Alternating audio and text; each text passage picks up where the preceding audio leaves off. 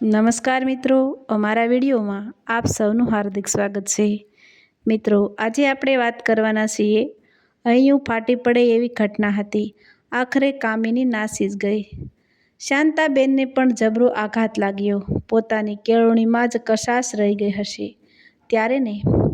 બાકી બ્રાહ્મણનું કુળ અને આવા સંસ્કારો! શાંતાબેનને પોતાની જાત ઉપર નફરત થઈ આવી। શું નહોતું કર્યું એમણે કામિનીને સારી રીતે ઉછેરવામાં? જાત ઘસી નાખી હતી, લોહી પાણી એક કર્યા હતા કે કાલ ઉઠીને કોઈ એમ ના કહે કે શાંતા ગોરાણીએ બાપ વગરની દીકરીને ઉછેરવામાં કશું ધ્યાન ના રાખ્યું, એને કેળવી નહીં, સારા સંસ્કારોનું સિંચન કરવાનું ચૂકી ગયા એટલે જ આ છોકરી આવી પાકી। પણ ના, શાંતા ગોરાણીએ તેને સંસ્કારી બનવામાં કે લાડકોડથી ઉછેરવામાં કોઈ કમી બાકી રહેવા દીધી નહોતી। છતાંય આ છોકરીએ પોતાનું મોં કાળું કર્યું જ। માના નામ ઉપર કાળો કૂચડો લગાવી જ દીધો। શું થાય? કોણે ધાર્યું હતું કે કામિની આવું કરશે? આમ છેલ્લા પાટલે બેસી જશે? ગઈકાલ સુધી તો કામિનીને ઓળખનારા તેના સંસ્કારો અને શાલીનતાના ભરપેટ વખાણ કરતા હતા। કામિની સીધી સાદી યુવતી છે, સીધા રસ્તે ચાલનારી છે। અત્યારના જનરેશનની યુવતીઓ જેવું ઉછાળપણું નથી તેનામાં, એવી વાતો કરતા હતા। તે જ લોકો કામિનીના આ પગલાંથી મોંમાં આંગળા નાખી ગયા। કોઈએ સપને વિચાર્યું નહોતું કે કામિની આ રીતે નાસી જશે। આ પગલું ભરતા પહેલાં બીજા કોઈનો તો નહીં પણ તેની મા શાંતા ગોરાણીનો પણ તેણે વિચાર ના કર્યો। બિચારા શાંતા ગોરાણીએ તો પેટે પાટા બાંધીને તેનો ઉછેર કર્યો હતો। તેને ક્યારેય બાપની ખોટ પડવા દીધી નહોતી। પાણી માગે ત્યાં દૂધ હાજર કર્યું હતું। સંસ્કારો આપવામાં પણ તેમણે કોઈ કમી રાખી નહોતી। પોતે લોકોના ઘેર કપડાં, વાસણ અને કચરા પોતા કર્યા હતા, પણ ક્યારેય કામિનીને તકલીફ પડવા દીધી નહોતી। કોઈ કાલ ઉઠીને એવું ના કહે કે બાપ વગરની છોકરી હતી એટલે આવું થયું। ખૂબ ચિંતા રાખી હતી એમણે દીકરીની, છતાં દીકરીએ આવું જ કર્યું। આખરે એ તેના બાપ ઉપર જ ગઈ ને? હા, તેનો બાપ પણ આ રીતે જ શાંતા ગોરાણીને રડતા મૂકી રાત મૂકીને નાસી ગયો હતો ને? આ છોકરીએ પણ એવું જ કર્યું ને? પાછી ઉપરથી ઘરમાં જે 2 લાખ રૂપિયા તેના લગ્ન માટે ગોરાણી લાવ્યા હતા તે પણ લઈને નાસી ગઈ। 15 દિવસ પછી તો તેનું લગ્ન હતું। કેટલી દોડાદોડ કરી ગોરાણીએ આ સંબંધ ગોઠવ્યો હતો। દીકરાવાળાને કાલાવાલા કરીને પણ આ સંબંધ ગોઠવાયો હતો। છોકરો સીએ થયેલો હતો, કોઈક ફર્મમાં હાલ તો નોકરી કરતો હતો, પણ ટૂંક સમયમાં જ પોતાની સ્વતંત્ર પ્રેક્ટિસ શરૂ કરવાનો હતો। દીવો લઈને શોધવા નીકળો તો પણ તેમની બ્રાહ્મણની નાતમાં આવો છોકરો ના મળે, અને પાછો દેખાવડો પણ કેવો! રાજકુમારને કે કોઈક ફિલ્મના હીરોને પણ શરમાવે તેવો દેખાવડો હતો। બધું જ નક્કી થઈ ગયું હતું।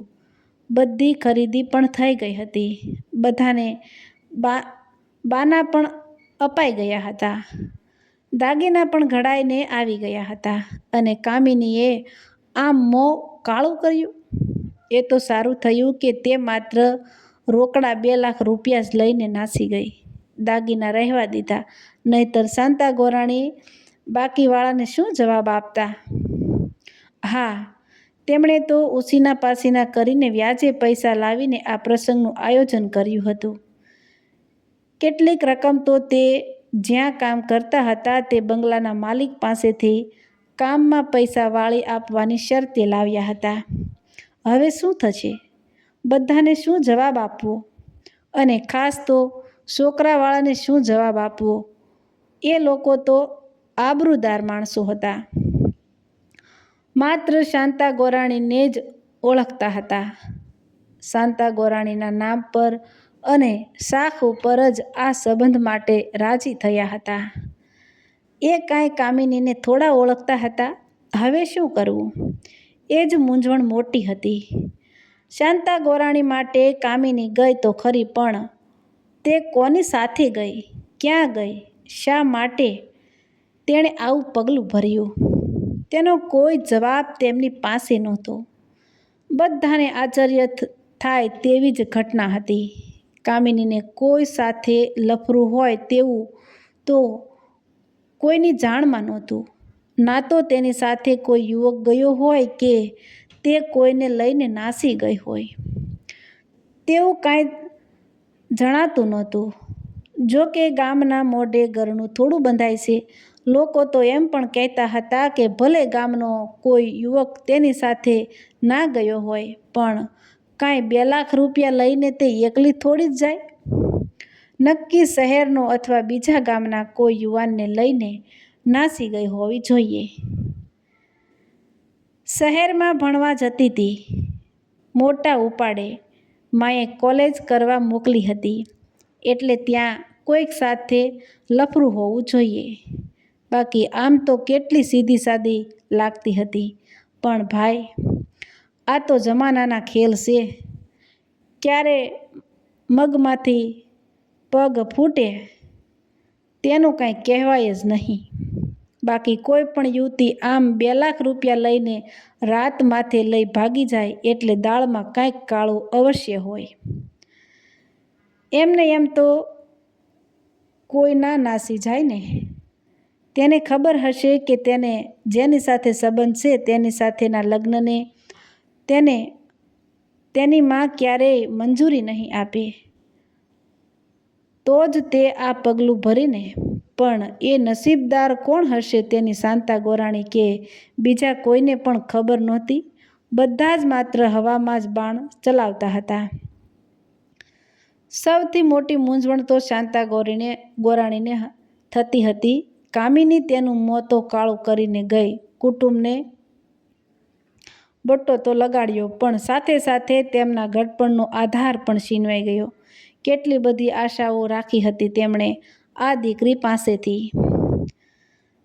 તેના બાપના ગયા પછી તે તો એકમાત્ર આધાર હતી તેમનો.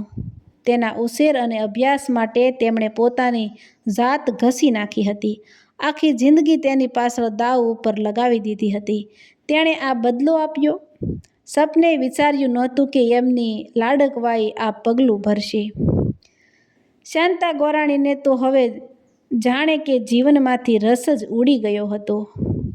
હવે જીવીને પણ શું કામ છે? કોના માટે જીવવાનું? આખો દિવસ તેમનો આવી ચિંતામાં જ વીત્યો. હવે શું? બસ એક જ પ્રશ્ન સતાવતો હતો તેમને. આખો દિવસ તેઓ અને તેમના ઓળખીતા પાળખીતા આમ તેમ ભટકતા રહ્યા કામિનીની શોધમાં, અને પછી કંટાળી ગયા. રાતે 9 વાગ્યે શાંતા ગોરાણીના મોબાઈલ ઉપર કામિનીનો ફોન આવ્યો. મમ્મી, તું તાત્કાલિક નડિયાદ કિડની હોસ્પિટલમાં આવી જા. બીજી વધારે કોઈ વાત તેણે કરી નહીં અને ફોન મૂકી દીધો. શાંતા ગોરાણી ગભરાઈ ગયા. તે તરત જ બાજુવાળા રમાબા અને તેમના મોટા દીકરાને લઈને નડિયાદ જવા નીકળી ગયા. આખા રસ્તે તે ચિંતા કરતા રહ્યા કે મારી કામિનીને તો કાંઈ થયું નહીં હોય ને? કિડની હોસ્પિટલમાં છે એટલે કાંઈક તેને કિડનીની બીમારી કે ઇન્ફેક્શન ના થયું હોય.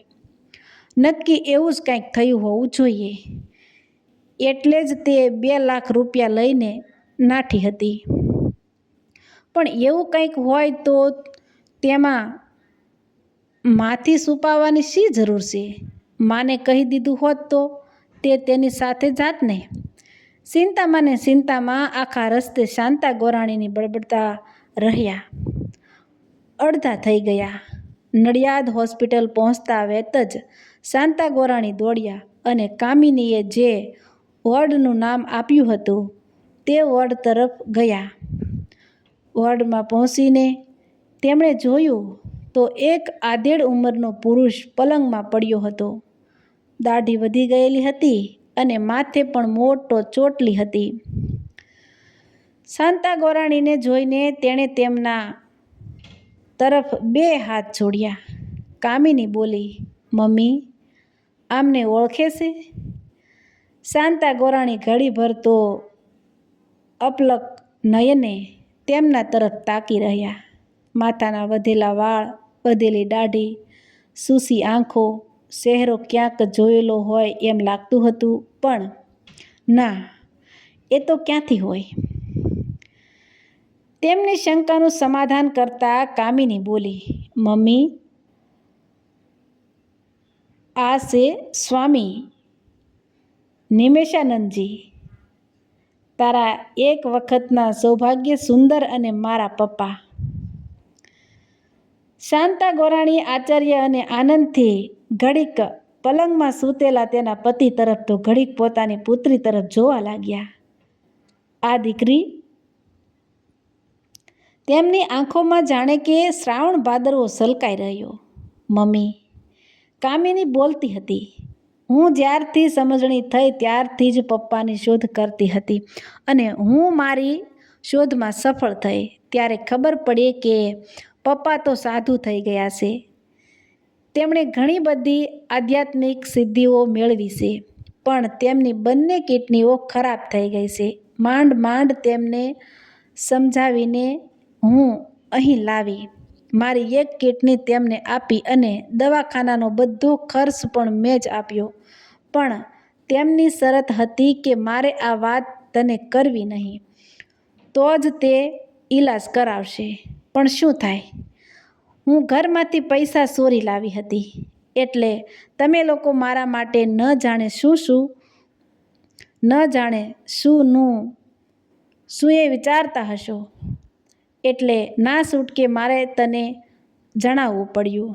શાંતા ગોરાણી અને તેમની સાથે આવેલા રમાબા તથા તેમનો દીકરો તેમજ આજુબાજુના પલંગવાળા પણ કામિની તરફ જોઈ રહ્યા હતા અને પલંગમાં સૂતેલા સ્વામી નિમેશાનંદ તો મનોમન બબડતા હતા કે દીકરી એટલે દીકરી, બાકીના બધા ઠીક રહી.